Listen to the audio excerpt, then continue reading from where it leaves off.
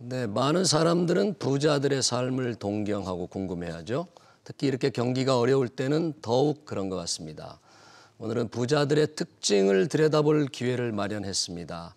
하나금융경영연구소가 대한민국 부자들의 금융 행태를 분석한 웰스 리포트를 발간했는데요. 오영선 연구원 모시고 부자들의 재테크 비법을 한번 들여다보겠습니다. 연구원님 어서 오십시오. 안녕하십니까. 웰스 리포트, 부자들 얼마나 돈을 많이 벌고 무엇으로 돈을 벌고 있는지, 그리고 그들은 누구인지, 이런 보고서죠? 네, 맞습니다. 네. 이거 매년 발간해요? 예, 맞습니다. 매년 저희 은행 손님들, PB 손님분들 대상으로 해서 그분들이 이제 어떤 투자 계획을 세우고 계신지, 어떤 투자 관심사를 가지고 계신지를 분석하고 있습니다. 그래요? 네. 올해 리포트 보면 이 부자를 뭐 좀 구분했더라고요. 예, 맞습니다. 슈퍼리치, 예. 리치. 맞습니다. 어느 차이가 있어요? 그동안에는 저희가 금융자산 10억 원 이상을 가지신 분들을 부자라고 정의를 하고 금융자산 예, 10억. 예, 네. 맞습니다. 예. 그분들 대상으로 조사를 해오다가 이제 이번에는 부자 중에서도 이제 조금 더 상위 계층에 계신 그 부자를 좀 묘사를 했는데요. 예. 저희가 그 금융자산을 100억 원 이상을 가지셨거나 아니면 총자산 규모 300억 원 이상인 분들을 슈퍼리치라고 정의를 하고 금융자산 100억 예, 이상. 맞습니다. 네. 슈퍼리치. 네, 진짜 이렇게. 부자. 예, 맞습니다. 찐 부자라고 할 수 있습니다. 찐 네. 부자. 네. 그런 분들. 예. 그러면 그런 분들이 가지고 있는 이 금융자산 네. 평균 네네. 리치와 비교하면 네. 얼마 정도? 저희가 기존에 계속 분석해왔던 그 금융자산 10억 원 이상이신 분들은 이제 총자산을 봤을 때는 72억 원 정도를 보유를 하고 있었고, 예. 조금 전에 설명드렸던 그 슈퍼리치에 해당되시는 분, 슈퍼리치는. 이분들은 총자산을 323억 정도 보유하고 있는 걸로 조사가 되었습니다. 총자산. 예. 그분들의 금융자산만 평균도 나와요? 예, 나옵니다. 슈퍼리치. 나옵니다. 예. 금융자산 평균. 금융자산을 대략 슈퍼리치들 총자산 50% 정도 가지고 있으세요. 그럼 예. 전체 한 160억 정도는 160억 맞습니다. 정도 금융자산으로 금융자산, 보유하고 나머지는 있습니다. 부동산이나 예, 미술품? 예, 맞습니다. 미술품 그런 거겠네요. 예, 맞습니다. 대부분은 그 금융자산 제외하면은 부동산 자산으로 확보하고 계시다고 보시면 될 것 같아요. 네. 어떤 분들입니까? 슈퍼리치들. 예, 저희도 너무 궁금해서 이분들의 직업을 좀 여쭤봤는데요. 이제 이 슈퍼리치에서 30% 정도 되시는 분들이 기업을 경영하시는, 기업을 운영하시는 분들이었고요. 10명 중에 3명은 예, 맞습니다. 기업인. 네, 10명 중에 한 2분 정도는 뭐 법조계, 의료계 전문직에 종사하시는 분이셨고요. 법조계, 변호사일 네, 예, 테고, 맞습니다. 의료계 의사. 맞습니다. 예. 그러니까 그리고, 기업인, 예. 변호사, 네. 의사. 예, 그 다음에 그리고 관찰되는 분들은 그분들 이외에는 이제 그 부동산 임대업에 종사하시는 분들이 한 10명이라고 하면 한 분 정도는 부동산 임대업, 또 10명 중에 한 분 정도는 기업체 임원들로 확인이 됐습니다. 네, 역시 이 부동산 임대업이 빠지질 않는군요. 예. 자, 이 예전에는 사람을 혈액형으로 분류해서 네. 이렇게 했는데 이번에 뭐 성격 유형 분류하는 네. 젊은이들 많이 하잖아요. 맞습니다. MBTI. 네. 이 슈퍼리치들에서 또 리치에서 MBTI의 특징적인 유형이 있어요, 혹시? 예, 저희가 혹시라도 다른 부분이 있을지 저희도 궁금증을 가지고서 접근을 했는데요. 이제 한국인을 보자면 ISTJ라는 그 MBTI 유형이 가장 많이 이제 눈에 띄게 나타나게 되는데 ISTJ입니다.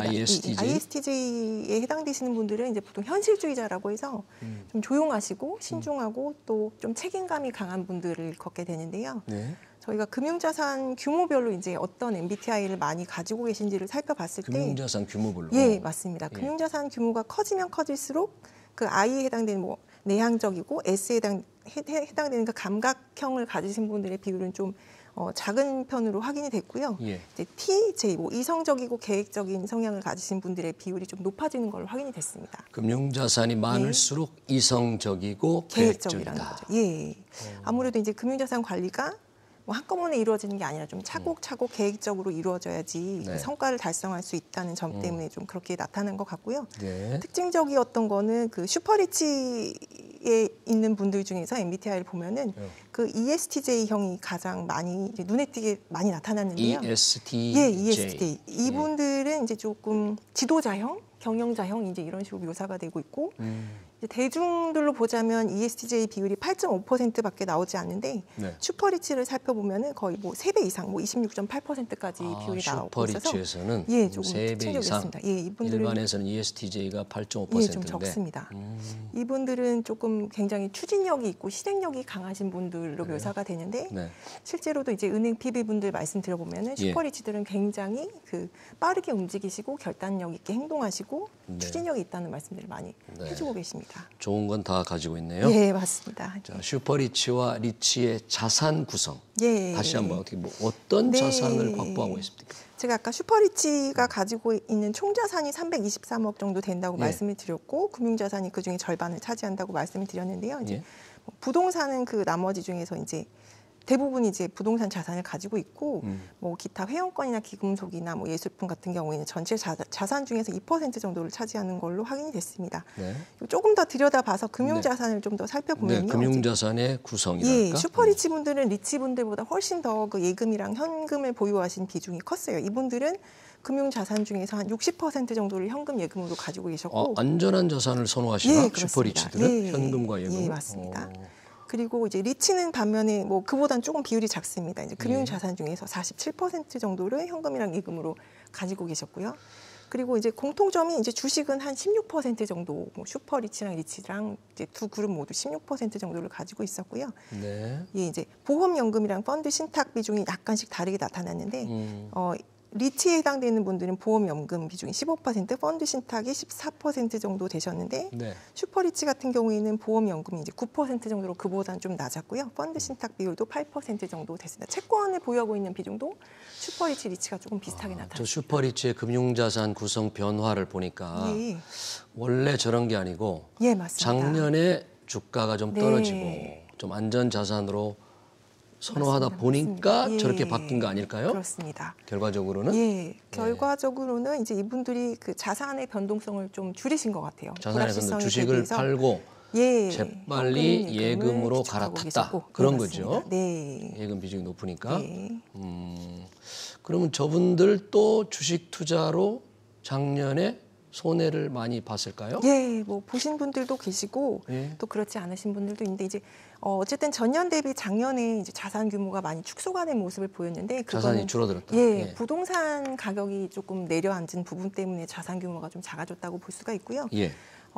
그럼에도 불구하고 이제 슈퍼리치의 70% 정도는 금융자산 그 투자를 통해서 플러스 수익률을 내셨어요. 플러스를 달성했다라는 금융자산을 말씀이시고. 통해서 예, 맞습니다. 70%가 플러스 수익을 냈다. 예, 10분 중에 7분 정도는 금융자산을 투자해서 나는 이익을 봤다라고 말씀을 주셨고요. 예. 이 비율은 이제 리치랑 다른 그 일반인이나 뭐 저희가 말하는 그 대중부유층에 해당되는 분들에 비해서도 더 많은 비율이라고 보시면 될 것 같아요. 슈퍼리치가 훨씬 더 투자를 잘했다고 볼 수 있습니다. 슈퍼리치가. 예.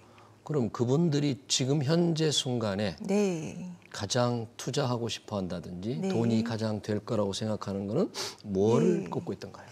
저희가 이제 그 2023년도 투자 계획을 여쭤봤을 때 이분들도 여전히 경기에 대해서 이제 비관적인 그 전망을 가지고 계셨음에도 불구하고 그래도 투자 의향이 높은 자산으로 꼽아주신 것 중에 1순위는 주식이었습니다. 주식이 1순위였고요. 2순위는 투자 자산 부동산이었습니다. 1순위는 주식, 예, 맞습니다. 2순위는 부동산이었습니다. 부동산. 예, 부동산 중에서 그러면은 어떤 부동산 자산을 좀 보고 계신지 여쭤봤을 때 예. 슈퍼리치 같은 경우에는 이제 50억 원 이상의 빌딩에 관심이 많다. 그리고 작은 빌딩들 예. 그런 거죠? 50억 이상입니다. 50억 원 이상. 이상. 예. 그리고 40평형대 이상의 대형 아파트를 좀 부동산 그 투자 의향이 있는 걸로 말씀을 주셨습니다. 그럼 주식을 적극적으로 앞으로 투자하겠다 그런 생각을 지금 올해는 가지고 있는 거예요? 그분들이? 적극적이다라는 말씀을 주시진 않았고 이제 이분들은 2023년도 하반기 이후에 코스피가 좀 회복될 거라는 전망을 가지고 계셨고 부동산 같은 경우에는 2024년도 이후에나 회복될 거라고 전망을 주셨는데요. 주식 같은 경우를 뭐 이제 확실하게 늘린다는 말씀을 주시진 않았지만 투자 의향이 그나마 상대적으로 다른 자산에 비해서는 좀 높다라고 보시면 될 그러면 것 같아요. 그분들이 좀 올해 경제, 올해 네. 이후의 경제를 네. 보는 눈을 조금 더 자세하게 한번 설명해 주세요. 네. 그분들은 네. 어떻게 생각하는지, 돈 많은 사람들은 네. 우리 경제를 어떻게 보고 있는지. 이제 저희가 조사한 거는 작년 말이었고요. 작년 2023년도 경기에 대해서 어떻게 생각하시는지를 여쭤봤을 때 좀 많이 비관적이셨습니다. 그래서 아주 나빠질 거라고 예측하는 비중도 굉장히 뭐 한 5분의 1 정도, 뭐 4분의 1 정도 되시는 분들은 예.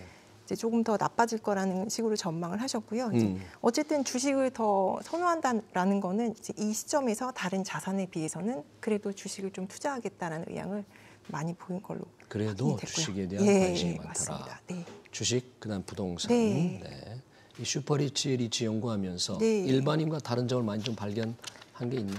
아무래도 이제 슈퍼리치 같은 경우에는 어느 정도 유동성을 가지고 계신 분들이기 때문에 조금 감내할 수 있는 투자를 하시는 것 같아요. 감내할 수 예, 있는 본인이 투자? 감당할 수 있을 정도의 이제 리스크를 어느 정도 생각을 하셔서 그런 수준에만 위험 자산에 투자하신다는 점이고요. 이제 시장이 뭐 확 바뀐다고 해서 이분들이 포트폴리오를 또 많이 바꾸시거나 뭐 그 금융자산 포트폴리오 비중을 한꺼번에 많이 바꾸시지는 않습니다. 본인들의 판단을 믿고 기다릴 수 있는 선에서 기다리기도 하고 또 주식을 또 뭐 일반인들만큼 빠르게 사고 팔고 하시지도 빠르게 않고요. 사고 예, 팔고. 조금 기다리시고 신중하게 판단을 하시는 것 같고요. 예. 뭐 이거는 일반인도 마찬가지지만은 전적으로 이제 개인 투자 경험에 따라서 그 투자하는 선호도가 좀 달라지게 되는데요. 예.